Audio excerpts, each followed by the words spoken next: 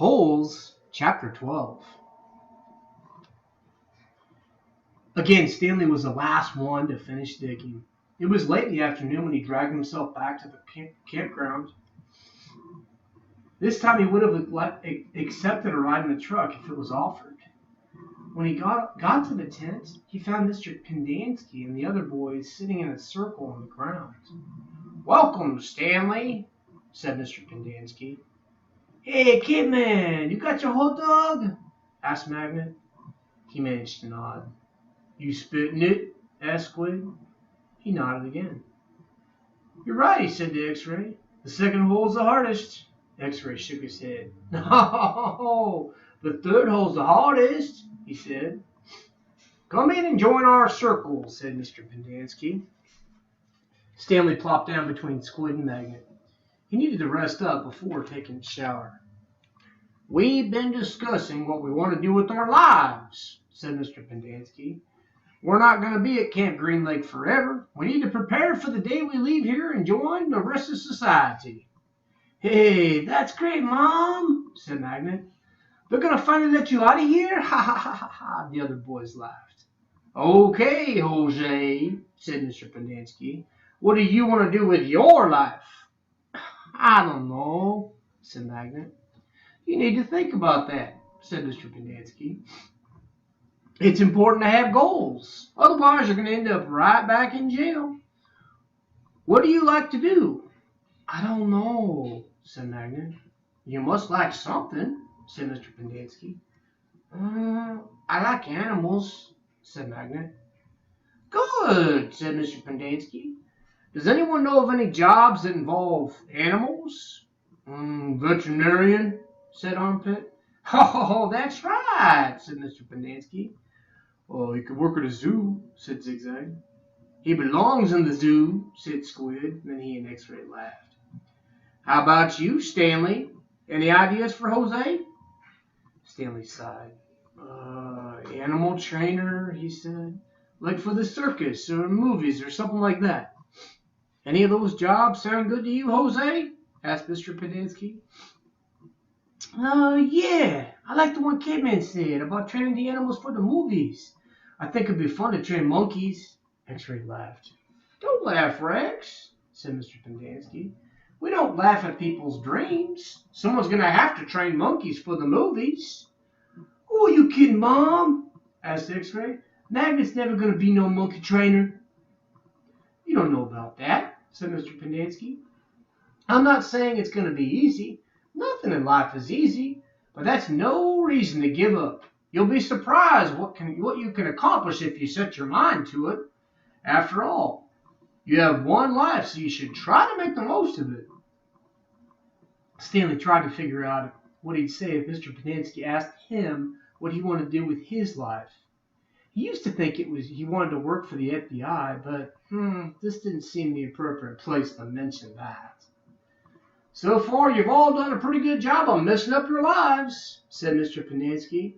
"I know you think you're cool." He looked at Stanley.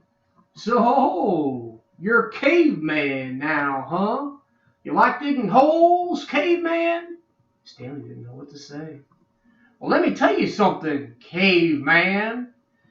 You're here on account of one person. And if it wasn't for that person, you wouldn't be digging holes out here in the hot sun. Do you know who that person is?" "Yeah, my no-good, dirty, rotten, pig-stealing great-great-grandfather, that's who." The other boys howled with laughter. Even Zero smiled. It was the first time Stanley had ever seen Zero smile. He usually had such an angry expression on his face. Now, he had such a huge smile it almost seemed too big for his face, like the smile on a jack-o'-lantern. "No," said Mr. Pendanski. "That person is you, Stanley. You're the reason you're here. You're responsible for yourself. You messed up your life, and it's up to you to fix it. No one else is going to do it for you, for any of you." Mr. Pendanski looked from one boy to another. "You're all special in your own way," he said. "You got something to offer. You better think about what you want to do, and then do it. Even you, Zero, you're not completely worthless." The smile was now gone from Zero's face. "What do you want to do with your life?" said Mr. Pendanski. Zero's mouth was shut tight. As he glared at Mr. Pendanski, his dark eyes seemed to expand. "What about it, Zero?" asked Mr. Pendanski. "What do you like to do?" "I like to dig holes." Chapter 13. All too soon, Stanley was back at the lake, sticking his shovel into the dirt. X-Ray was right. The third hole was the hardest. And so was the fourth hole, and the fifth hole, and the sixth hole, and the... He dug his shovel into the dirt. After a while, he lost track of the day of the week and how many holes he dug. It all seemed like one big hole, and it would take a year and a half to dig it. He guessed he'd lost at least 5 pounds. He figured that in a year, he'd either be in great physical condition or else dead. He dug his shovel into the dirt. It couldn't always be this hot, he thought. Surely it got cooler in December. Maybe then they froze. He dug his shovel into the dirt. His skin had gotten tougher. It didn't hurt so much to hold the shovel. As he drank from his canteen, he looked up at the sky. A cloud had appeared earlier in the day. It was the first cloud he could remember since coming to Camp Green Lake. And he and the other boys had been watching it all day, hoping it would move in front of the sun. Occasionally, it got close, but it was just teasing them. His hole was waist deep. He dug his shovel into the dirt. As he dumped it out, he thought he saw something glisten as it fell onto the dirt pile. Whatever it was quickly buried. Stanley stared at the pile a moment, unsure if he'd even seen it. Even if it was something, what good would it do him? He promised to give anything he found to X-Ray. It didn't seem worth the effort to climb out of his hole to check it out. He glanced up at the cloud, which was close enough to the sun that he had to squint to look at it.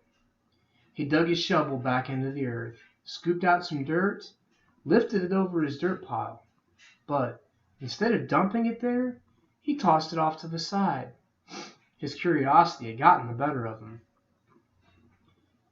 He climbed out of his hole and sifted his fingers through the pile. He felt something hard and metallic. He pulled it out. It was a gold tube, about as long as wide as the second finger on his right hand. The tube was open at one end and closed on the other. He used a few drops of his precious water to clean it. There seemed to be some kind of a design on the flat closed end. He poured a few more drops of water on it and rubbed it on the inside of his pants pocket. He looked again at the design engraved at the flat bottom of the tube. He could see an outline of a heart with the letters KB etched inside it. He tried to figure out some way that he wouldn't have to give it to X-Ray. He could just keep it, but that wouldn't do him any good. He wanted the day off. He looked at the large piles of dirt near where X-Ray was digging. X-Ray was probably almost finished for the day. Getting the rest of the day off would hardly do him much good. X-Ray would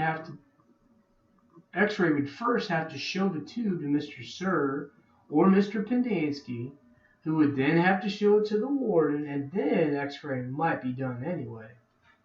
Stanley wondered about secretly trying to take the tube directly to the warden. He could explain the situation to the warden, and the warden might make up an excuse for having him the day off, so X-Ray wouldn't suspect. He looked across the lake toward the cabin under the 2 oak trees. The place scared him. He'd been at this Camp Green Lake almost 2 weeks, and he still hadn't seen the warden. That was just as well. If he could go his entire year and a half without seeing the warden, that would be just fine with him. Besides, he didn't know if the warden would find the tube interesting. He looked at it again. It looked familiar. He thought he'd seen something like it somewhere before, but he couldn't quite place it. What you got there, caveman? Asked Zigzag. Stanley's large hand closed around the tube. Oh, nothing. Just, It was useless.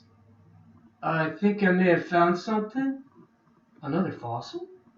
I'm not sure what it is. Let me see, said Zigzag. Instead of showing it to Zigzag, Stanley brought it to X-Ray. Zigzag followed. X-Ray looked at the tube, then he rubbed his dirty glasses on his dirty shirt and looked at the tube again. One by one, the other boys dropped their shovels and came to look. Looks like an old shotgun shell, said Squid. Yeah, that's probably what it is, said Stanley. He decided not to mention the engraved design. Maybe nobody would notice it. He doubted X-Ray could see it. No, it's too long and thin to be a shotgun shell, said Magnet. It's probably just a piece of junk, said Stanley. Well, I'll show it to Mom, said X-Ray. See what he thinks. Who knows? Maybe I'll get the day off. Your hole's almost finished, said Stanley. Yeah. So? Stanley raised and lowered his shoulder. So why don't you wait till tomorrow to show it to Mom, he suggested. You can pretend you find it first thing in the morning. Then you can get the whole day off instead of just an hour or so this afternoon. X-Ray smiled. Good thinking, K-Man. He dropped the tube into his large pocket at the right of his dirty orange pants. Stanley returned to his hole. When the water truck came, Stanley started to take his place at the end of the line, but X-Ray told him to get behind Magnet and in front of Zero. Stanley moved up one place in line. All right, I realize we're finished with Chapter 13. Chapter 14 will be coming up here in a second. However, I have a request from somebody special here. This is my little 9-year-old son, and he's come here for a little interview here. So I have a question for you, sir. If you could be any character in the Book of Holes, who would you be? I'm Armpit! You would be Armpit. Of all the characters, you'd be Armpit? Or Stanley. Or Well, you Zero. gotta pick. You can't pick. You can't just... Magnet. You picked Magnet now? You've chosen 3 people. Why Magnet? Because he's quick at swiping things. Swiper, no swiping? I'm not from Dora. But you want to see the movie Dora. I know you've told me that. I guess so. Yeah. All right. Well, maybe we'll call you Magnet for the rest of the day here. Do you have any other message to give my YouTubers? No. All right. Well, we're gonna go ahead and close it off here. Wait! Okay. If any of you have Pokemon, bring them here. Oh dear. Yeah. Please bring them to my son. Yeah. I'd be glad to give him extra Pokemon. He certainly needs them, as they have littered my entire house here over Christmas break. So, final thoughts, sir? No. I didn't think so. All right, we're going to go ahead and close it off here and say thank you for listening here on YouTube.